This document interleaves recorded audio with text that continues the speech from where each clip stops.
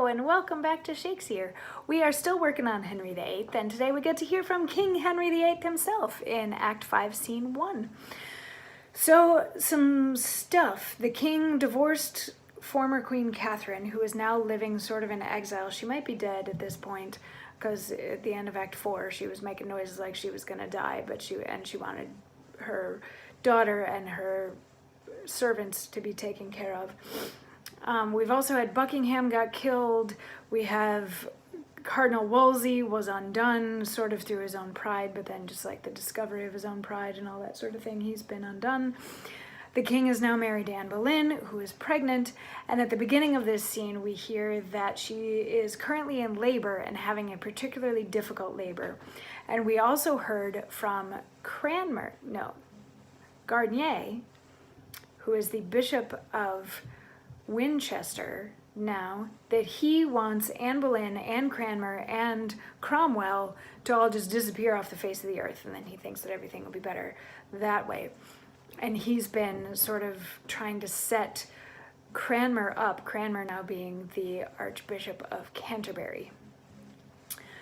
So we got to listen in on that stuff that was happening yesterday, the displeasure with Canterbury and Anne Boleyn and all that sort of thing.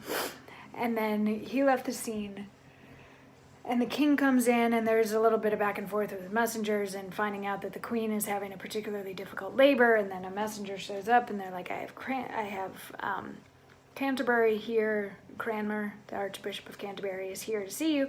And Lovell and Suffolk, I think, are still there, and they're like, oh, we want to listen in on this, until finally when Canterbury comes in, the king is like, what are you two still doing here? Get out of here. And so they leave, and Canterbury's like, hey.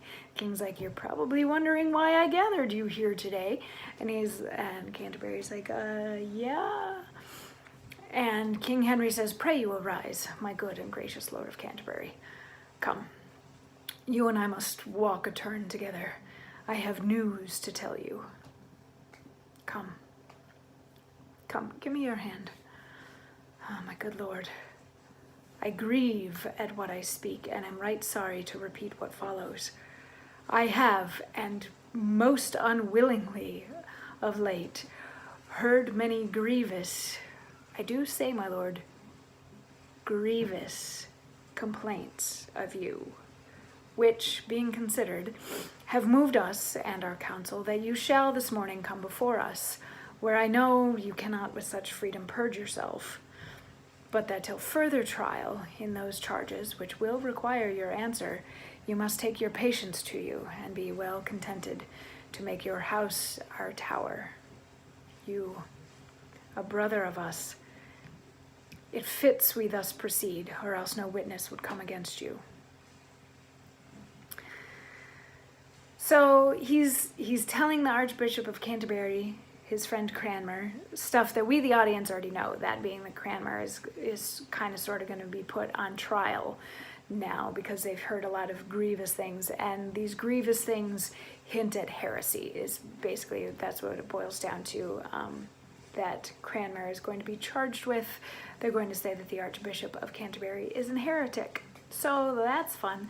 The king doesn't really want this to happen, though, because he liked Cranmer. Cranmer was his dude.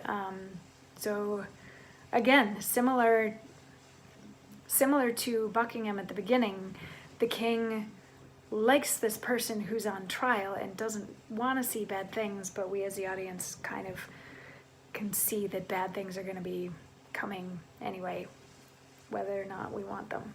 So anyway, we get to hear more from the king tomorrow, and I believe the day after, as we try to sort out all of this mess and figure out what Canterbury's being tried for and what the plan of attack is and all that kind of fun stuff. So yeah, I'll see you tomorrow for more.